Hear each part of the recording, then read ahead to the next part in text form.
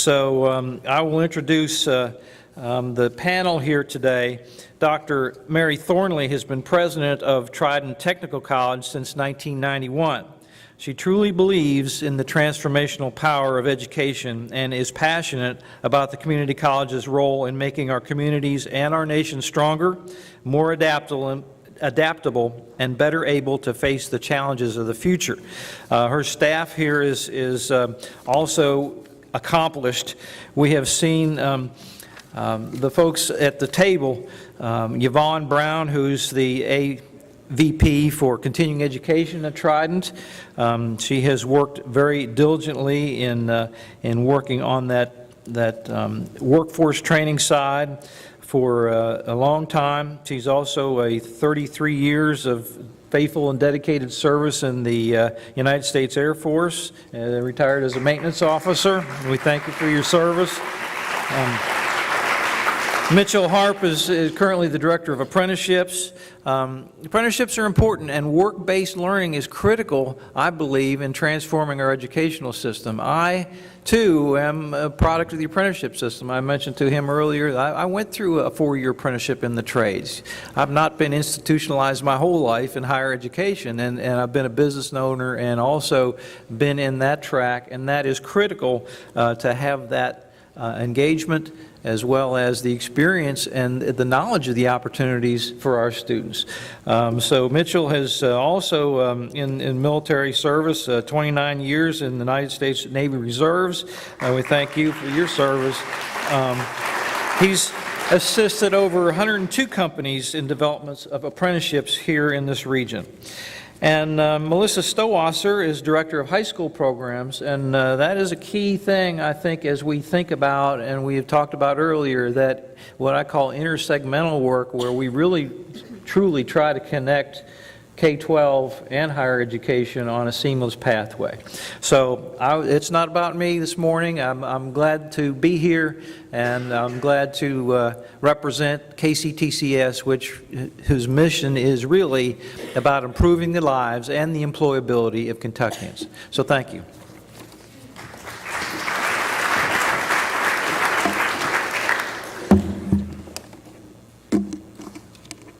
Thank you so much, Paul. Paul, I actually may know more about Lexington than you do, because for over 20 years I have been going each fall to Lexington and participating in the Kentucky Community and Technical College System leadership program. So I actually have met and am very impressed with some of the leaders you have in your 2-year system. In fact, almost moved there about 25 years ago to work in that system. I have an A team with me today. You've met 3 of them up here, but I have a couple more. Kelly Burke, my assistant, stand up.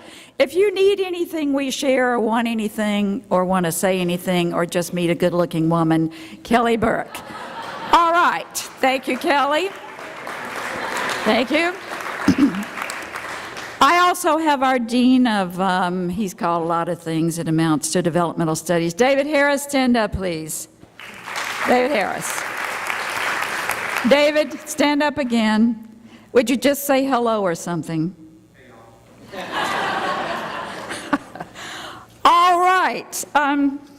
David, you could have been more impressive than that, okay? Oh, no, you're not.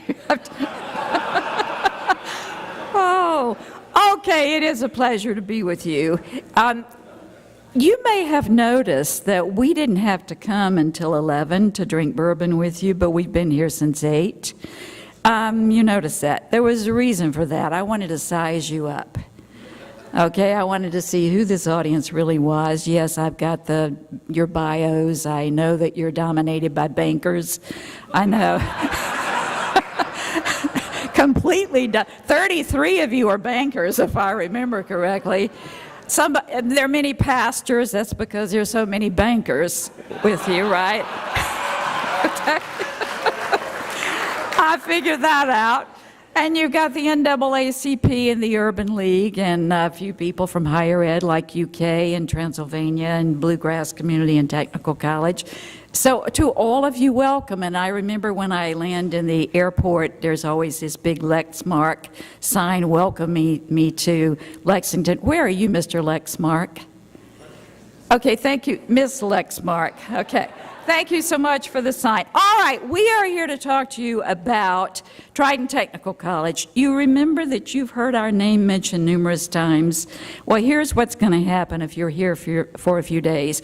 The echoes are going to be the same. The subjects are going to be the same. The players are going to refer to each other because we all know each other. We all work together because we're all interested in the same thing. And in our particular case today, that common interest we have is the workforce. We're going to talk to you about building the low country economy, one student at a time. I want to take you to, if I can get this thing to work. All right, let's get it to work. There we go. This is our vision. You will notice what our vision says. It doesn't say we're going to be one of the leading forces for educational and economic development. It says we're going to be the leading force. I'll explain that to you. How are we going to be the leading force for economic development and individual competitiveness? We have a tool chest of 3 different tools I want you to notice. Ready SC credit courses and Con-Ed courses. And how do we serve the local needs of a business or an industry?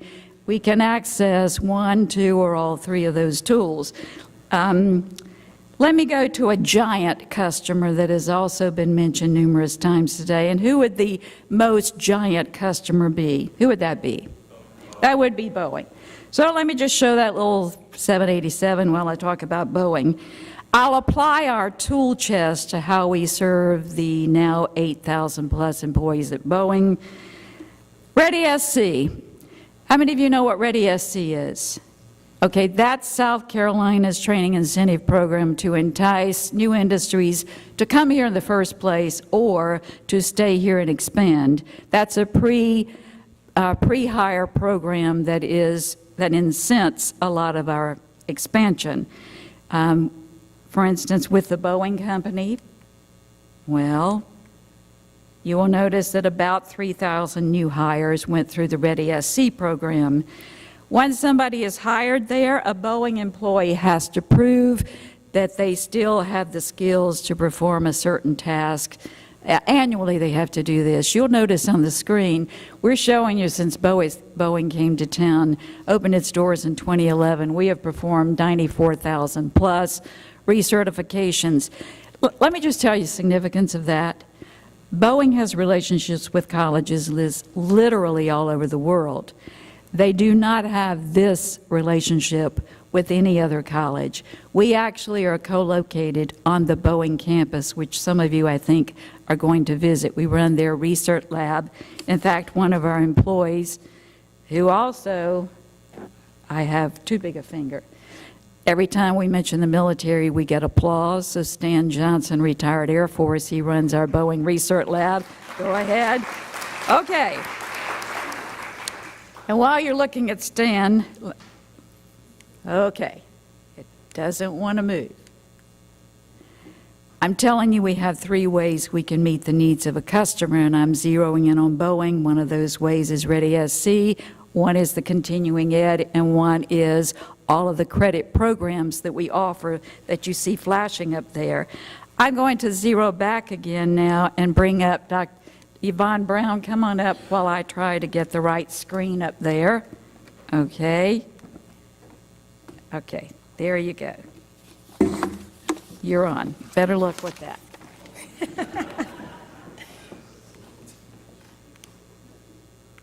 Okay.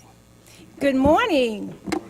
Well, first, I have to say, when they said the 33 years, I must tell you that I enlisted when I was 10, so I just need to put that out there, okay? Well, one of the things, I work in the Division of Continuing Education. I always say that's one of the best jobs I've ever had, continuing education. And so what I want to do is I want to share with you what we do in the Division of Continuing Education, the other side of the house at Trident Technical College. So in the Division of Continuing Education, we offer non-credit programs. And we do that in two ways. We do that by doing public offerings, our open enrollment programs, but we also work with companies, agencies in the area, and we do customized training. So we get an opportunity to go in and do assessments with companies and identify where their training gaps are and come in and put together a business solution. So we get to do that. And if you see the 3 bullets up there, this really summarizes what we do. We enhance individuals. We also equip companies, and we say we help people explore their interests. So we get to do a lot of fun things as well. Okay. These are the areas in which we actually provide training. We do healthcare, we do manufacturing, industrial, and construction trades. We also do corporate and IT, personal enrichment, special projects, and Dr. Thornley spoke a little bit about the aeronautical. In the programs that we offer, most of our programs lead to a national certification or some type of credential. A lot of our programs are entry-level positions, but a lot of times people who are in the workforce are deciding, you know what, I want to make a move, I want to do something different. So they find us.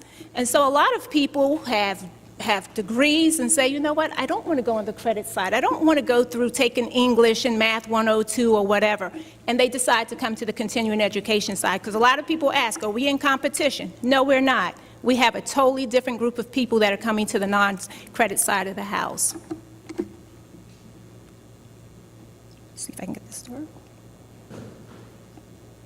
Dr. Thornley spoke a little bit about the aeronautical area, but in Con Ed, what we have done, and we've worked closely with Boeing, and we have a program, it's a composite program that we have, and we're only doing it for Boeing employees. Boeing employees get certain amount of money for continuing education to develop their education, and so we have a program that we've developed. It's a composite program, it's a blended program, but one of the things we're all looking at doing within the fall or early spring, we're looking at adding on electrical and also a CNC and an assembly mechanic for Boeing. The goal is that we can take these programs in the future and make them public offerings, because we talk a lot about kids, we talk a lot about the high school kids. This would be a great program for young people who are not going to a 2-year school, don't want to do that, but want to get into the workforce. So one of the things we're looking at is how do we do that? Oops. I went too fast. Yeah. Okay. Talked a little bit about working with companies in the areas, and this slide right here just shows some of the companies that we're currently working with. We also have a lot of partnerships in the areas to help us provide training. So we will work with and you may not know, this is called Workforce Innovation Opportunity Act. We will work, it's called, okay, I see someone shaking their head saying yes. We also work with agencies like DSS. Just to give you an example, right now we're doing a program called Project Hope with DSS, and the goal is to take individuals who are in SNAP, in some form of SNAP, they're eligible to get into the program, and what it does is it's an introduction to healthcare. So they get an introduction to healthcare, but they also get job readiness skills. So they're also learning the importance of coming to work on time, learning those interaction skills where if I have a conflict, how do I resolve that one-on-one? And I know we're going to talk about apprenticeship, but in Con Ed and Division of Continuing Education, we also do apprenticeships. And we recently got a grant, and we're working on doing that as well. We talk about young people. Next week at the college, all of our campuses and even our off-sites, we will be having Kids College. We will be doing, we will have camps on math, science, reading, you name it. We will be having particular camps. We have ages from 7 to 17 that will be at our campuses. We're in our 19th year. Last year we had about 2,000 enrollments. This year we're hoping to have 2,500.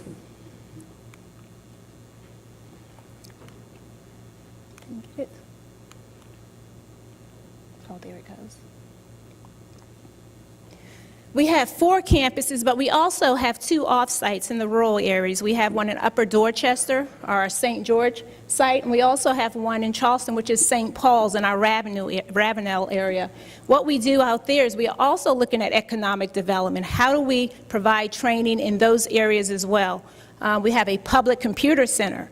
Actually love the computer center. A lot of kids that don't have computers in the house, they come to those computer centers to actually do their homework. I was at the St. George site, and a lot of them were trying to get those last-minute papers in for high school, so that was interesting. People come to those sites to also fill out job applications, to search for jobs, which is really good for those individuals that don't have access to computers. We're going to be doing some healthcare programs out there, and one of the things within the Division of Continuing Education, we don't get financial aid, we don't get lottery money. Students have to pay for their class at the time they register. We really work closely with getting grants and scholarship type money so that we can help fund some of this. This past year, we were awarded through the Workforce Pathway Scholarship Grant. I won't say grant because it wasn't a grant, it was for South Carolina residents. We received $849,000 in the Division of Continuing Education. We have basically spent all of that money. We were able to do training in the areas that would lead to jobs, and so we were able to also use that funding out at the off-sites, which was really great for people that don't have that type of money to pay for that. And I'm thinking that is it.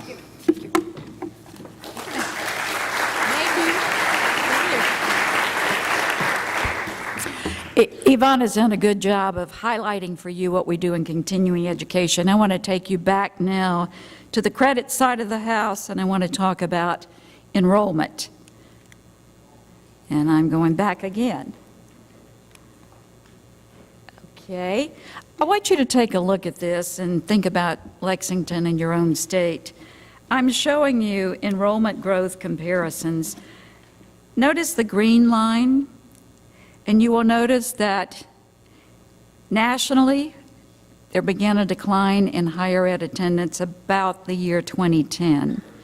Notice that green line. If you notice the red line, that is South Carolina. About a year later, higher ed attendance in South Carolina declined. And then notice the blue line, that's us, that's Trident Tech. And you will notice that in 2013, we also declined. That's a national trend that all of us need to be alert to. As unemployment changes, then enrollment in higher ed has changed, and we need to be mindful of that. I want to specifically show you, okay, I want you to look at this bar graph for a moment as I make a point. First of all, we have about 15,000 students at Trident Tech. We're the 3rd largest college in the state. The number 1 college is the University of South Carolina. Number 2 is Clemson University. Trident Technical College is 3rd.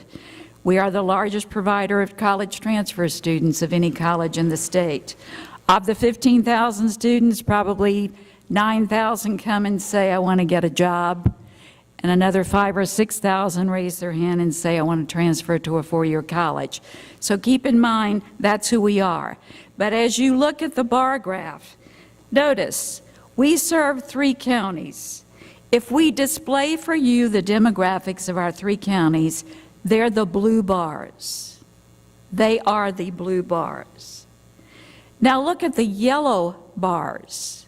That's Trident Tech. What do you notice?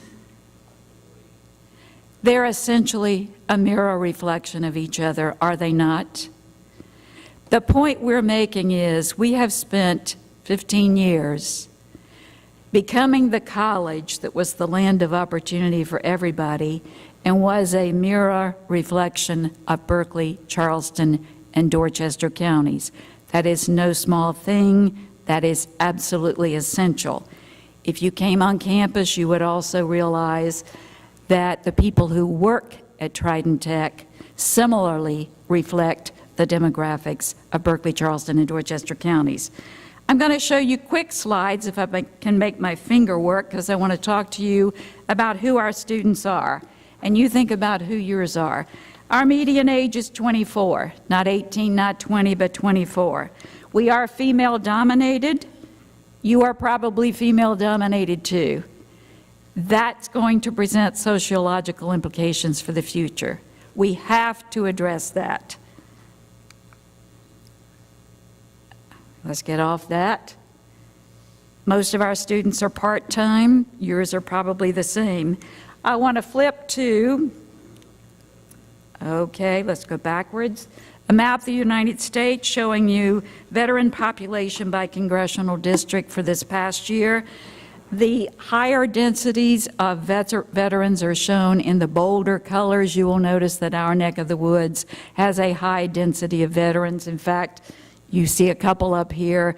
We hire a lot of them. We're so into being a military-friendly college, serving the veterans of our regions, that we have veterans lounges on 3 of our colleges and campuses. We have a Veterans Upward Bound grant. We're very, very interested in providing full service to our veterans. We think that's very important.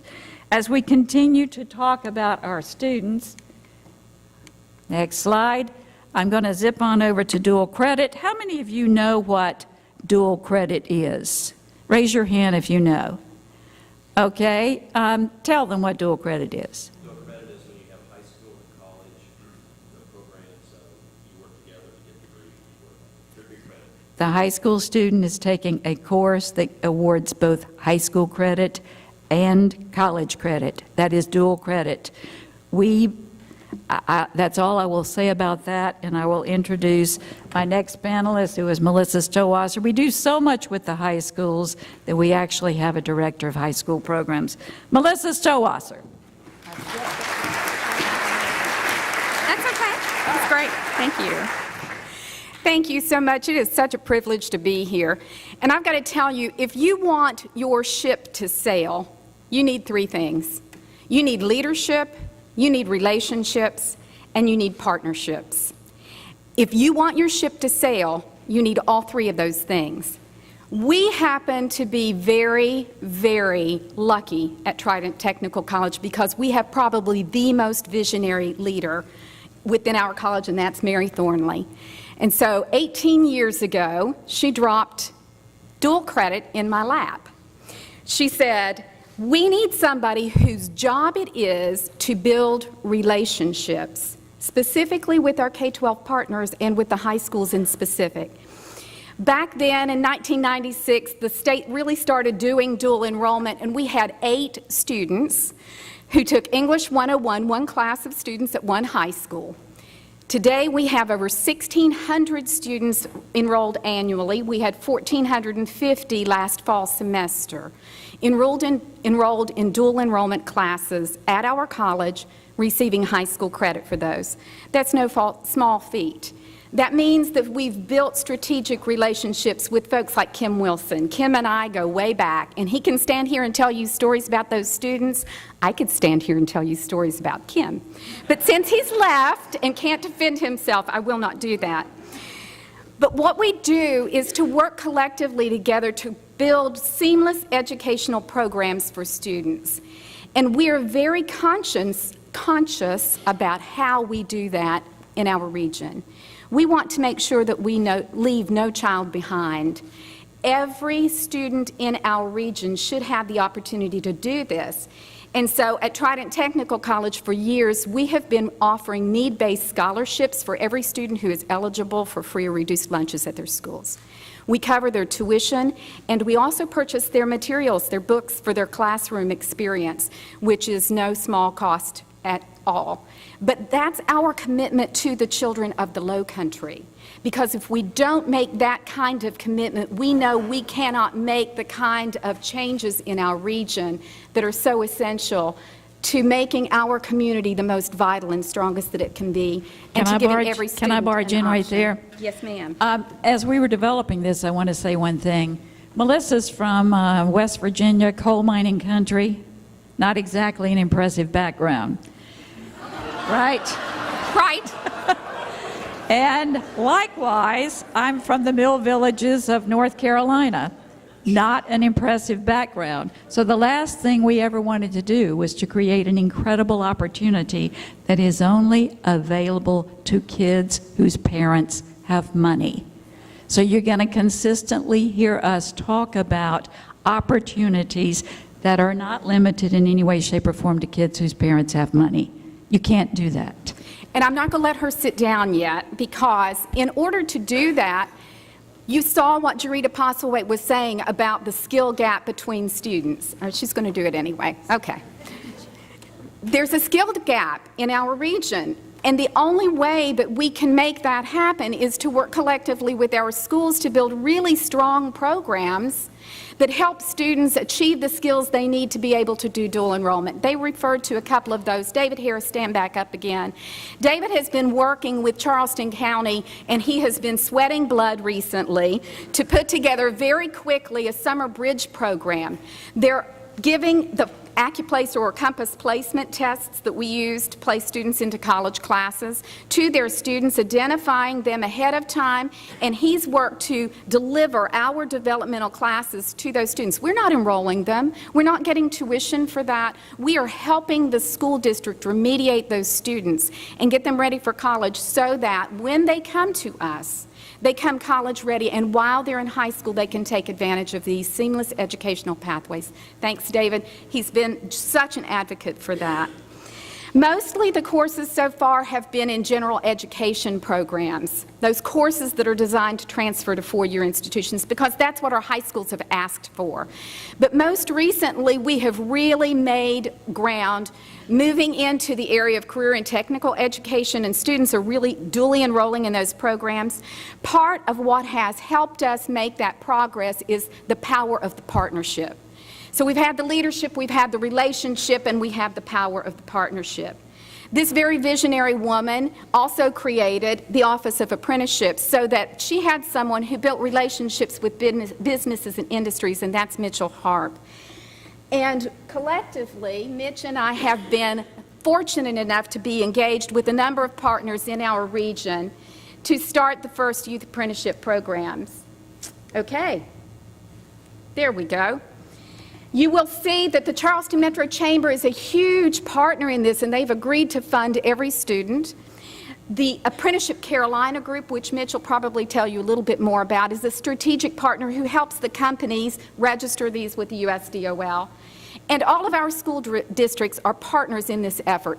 To give you more information about how incredible this opportunity is, and I'm telling you, I've been in education for 34 years. I too started at 10. And in those 34 years, this is the most exciting thing I have been engaged in. Tell you more about that, our Director of Apprenticeships and my partner in crime, Mitchell Harp.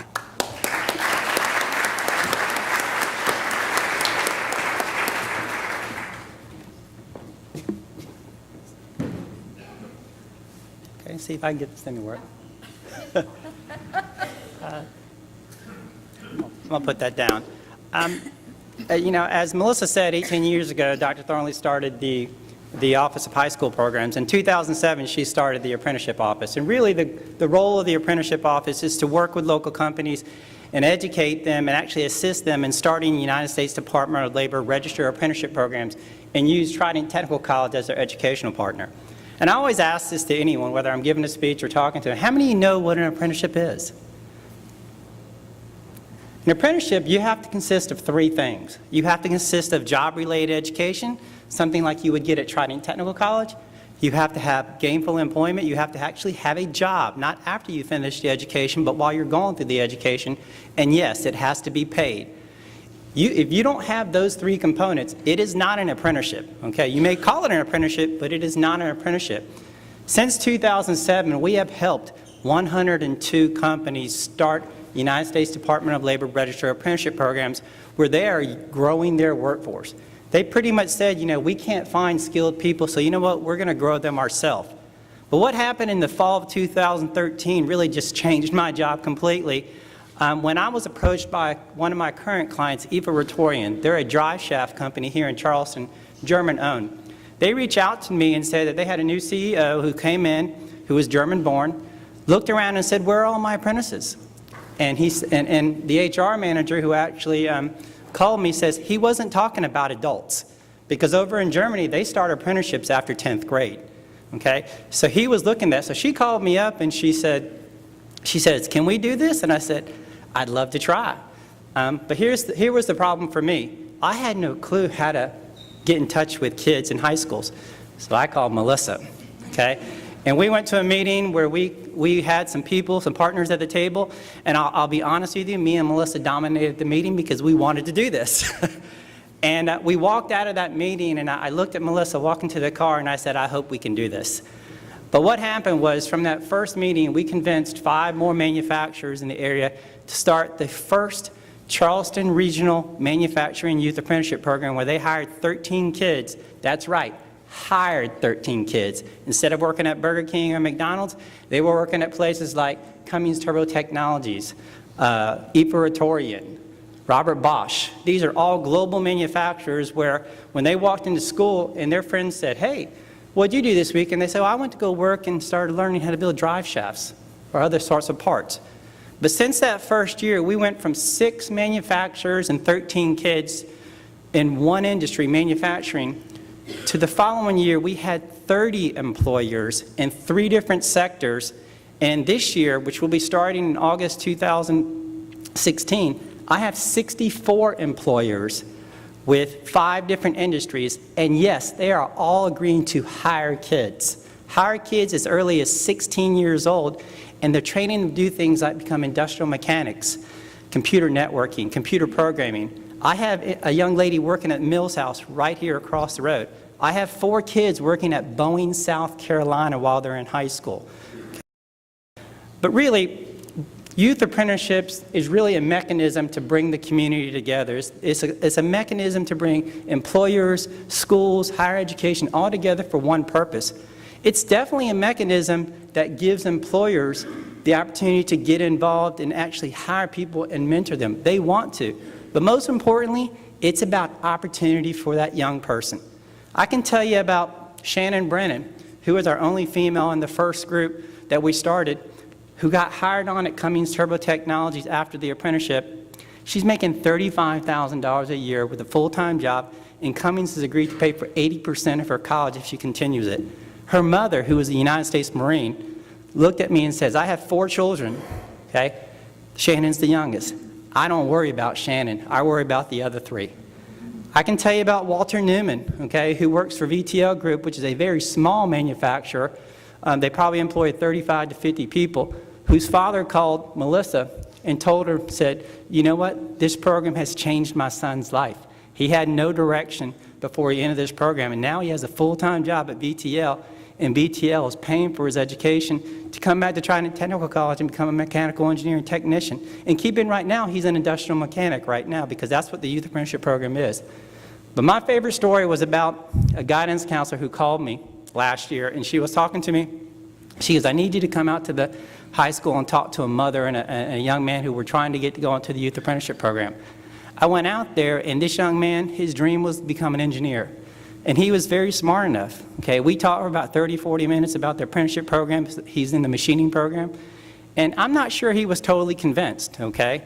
But he had to go back to class. So he left the room, and as soon as he left the room, his mother looked at me dead in the eye and said, Mr. Harp, Markel is a very smart kid, and he's a good kid, but I'm a single mom, and I have no way to pay for him to go to college. I have no clue how to refer him to direct to someone to actually get help.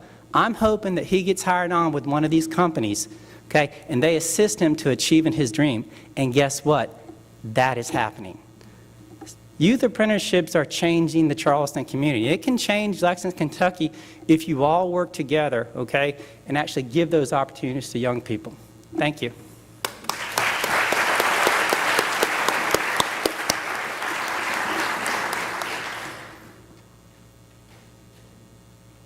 I think he deserves another hand, don't you? Melissa told you it's the best thing since her 35 years of education, and I would tell you in all of my years, the Youth Apprenticeship Program is the most exciting thing. I think it's the way we're going to solve the problems of the future. All right, let me bring you back to Trident Tech as a whole, if I can. We have 4 campuses. I'm going to skip that. We have 4 campuses and 2 different career sites. But all of a sudden, this has taken me to, now it's going backwards again. All right, folks, keep up with me. You're seeing on the left side, that's our main campus. On the right, Berkeley campus up the way. You were at the cigar factory last night, weren't you? All right, bottom left, we had a campus right across the street. Did you notice? Beautiful little campus.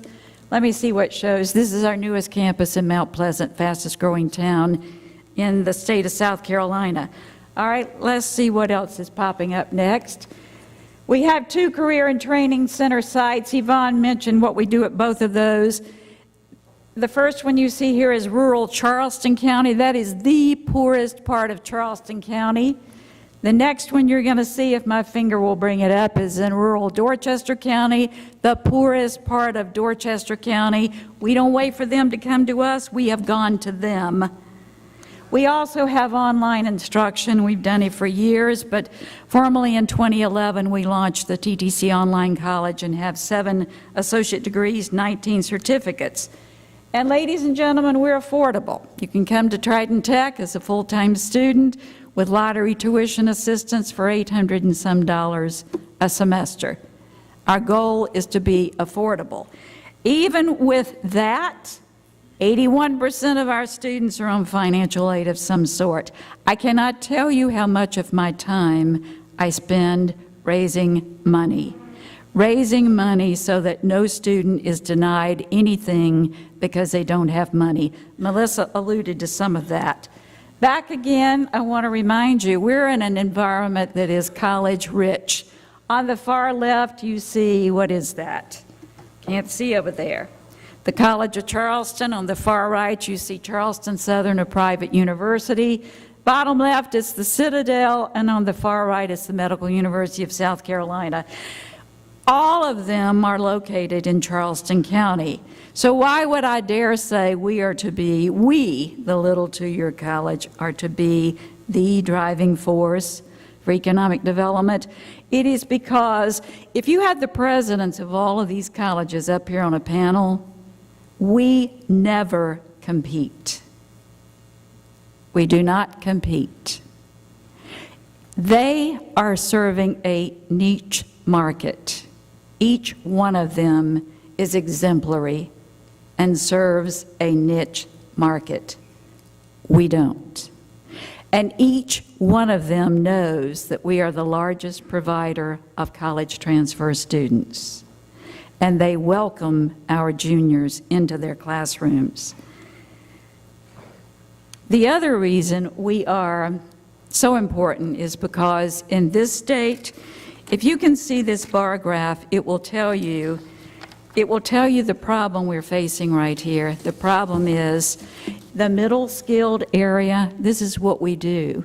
This is where the jobs are, and this is not where the students are. This is not where we are. So our job is a long way from being over. So now I want to move on to the South Carolina Aeronautical Training Center. We're proposing to build a $79 million project. The governor did not veto that last night. We got the latest $16 million needed for the $79 million project. Our main campus is 5 miles from the Boeing campus, so that location is strategic. We propose to build the $79 million training center 5 miles from the Boeing campus at the main campus. And I want you to glance at this article from the Seattle Times. I hope you can read that, because what it says is, again from the Seattle Times, March 15, 2016, Boeing South Carolina no longer playing catch-up to local plants. The North Charleston complex, once a problem child, has grown into a capable operation with cutting-edge technology and a role in engineering, not just manufacturing.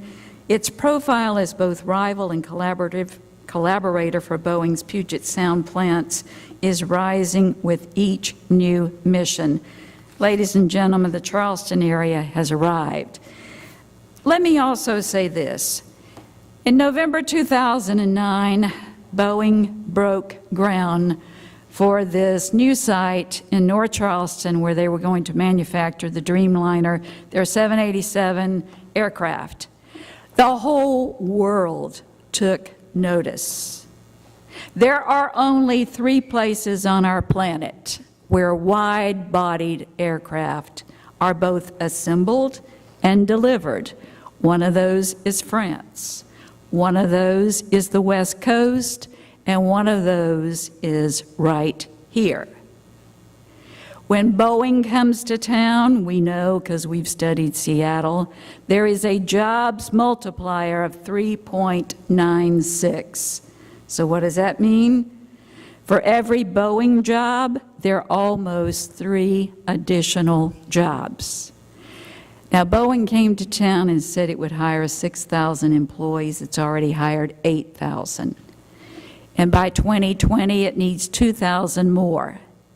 Following Boeing was an announcement by Mercedes that they're going to hire a couple of thousand people to manufacture their vans by 2020. Followed shortly by Volvo's announcement that they're going to open operations in the U.S., and they are going to hire approximately 2,000 people. Earlier today, you heard 25,000, 26,000 mentioned. This is within the next 5 years. We started this whole morning with Jarita Postlewaite sitting right there, giving you no bullshit. Telling you the facts as they are, and they're grim and bleak, right? Now, I ask you, in spite of the facts, in spite of the data, have you heard anybody speak today who wasn't 1,000% optimistic? No, you haven't. No, you haven't. The reason we don't compete is because we've agreed on the problem. And once we identified the problem, then we began agreeing on the solution. When a giant like Boeing comes to town, and they are the incentive for other major announcements, because by golly, a manufacturer of luxury cars figures that if an airplane manufacturer that works in a zero defect tolerance environment can make it in little old Charleston, South Carolina, then by George they can too. You know what else is interesting? We didn't go out to Seattle and copy the way Seattle manufactures aircrafts. You know why we couldn't? Because they were doing it with aluminum. We do it with composites. So when Puget Sound started manufacturing 787s as well, guess what they had to do? Come to Charleston and learn how to do it. We are very, very proud of the fact that we've had piss-poor public schools. And we are waking up to the fact that no longer is it okay to take that upper 20 or 30% of our public school attendees or our private school attendees, send them off to any school in the country where they do well. That's great, but that's not enough. We, with a laser focus, are zeroing in on the 40 or 50% right there, smack in the middle, that are as bright as you and I, and just don't know it. They are bored, and they do know it. And we can fix that.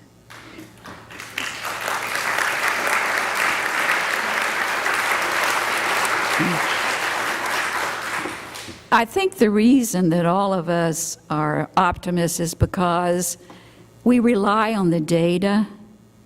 The data doesn't lie. We use it. And then we insist on remembering the individual stories of individual people that let us know there is no limit to what humans can do when they are inspired to do so. So, ladies and gentlemen, we have an aeronautical cluster that our area is zeroing in on. That's an even tougher cluster to work in than healthcare, because even a hospital does not work in a zero defect tolerance environment. The aeronautical industry does. We are up to it because we don't have any throwaway students in the low country. There are no throwaway students in Charleston County. And Yvonne, Melissa, Mitch, and this guy over there are going to make sure of that. David came to me one day and he said, you know, if I understand my job correctly, my job is to work myself out of a job. Isn't that what you said? I said, yes, sir. Because we'll find another job for you. Ladies and gentlemen, it's such a pleasure to be with you, and we look forward to taking your questions now. Thank you.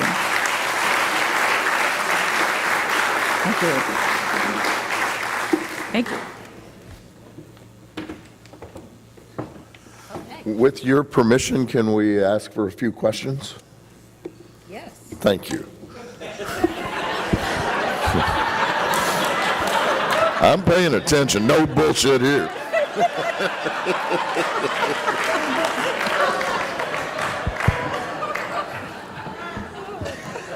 Thank you. Robert? Dr. Thornley, thank you so much. I enjoyed your presentation. And what I wanted to ask you is, I noticed you're doing a lot of aviation technologies. Do you also have an FAA-approved aircraft and power plant program where the graduate actually receives a license from the FAA to perform maintenance on aircraft, and also can they advance to inspection authorization license? And how are you doing that? Yes, actually, we had, first of all, I've been at Trident Tech for 45 years. Before I was president, I was academic vice president, so I can tell you that we had those programs before Boeing ever came to town. Since the early 1980s, we've had FAA-approved aircraft maintenance far away at a Berkeley campus. But since Boeing came to town, we have added avionics, aircraft assembly, aircraft composites, but we did have aircraft maintenance, yes. Thank you. Other questions? Matt, did you have a question? Don't raise your hand. Sold. Anyone else? Karen?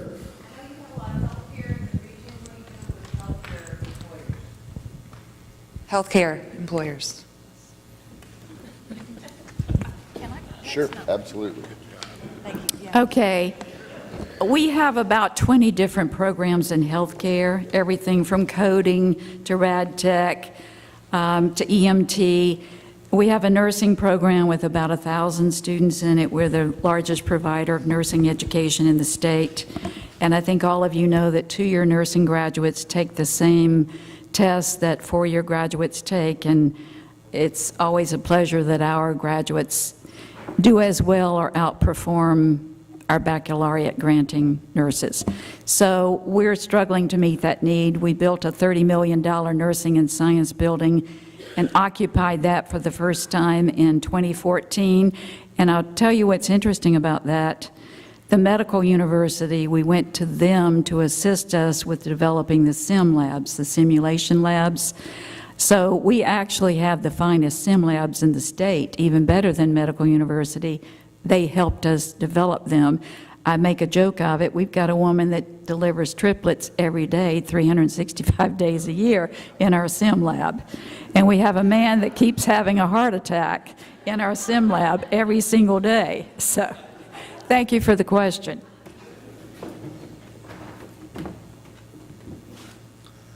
Want to make sure I'm not missing anybody?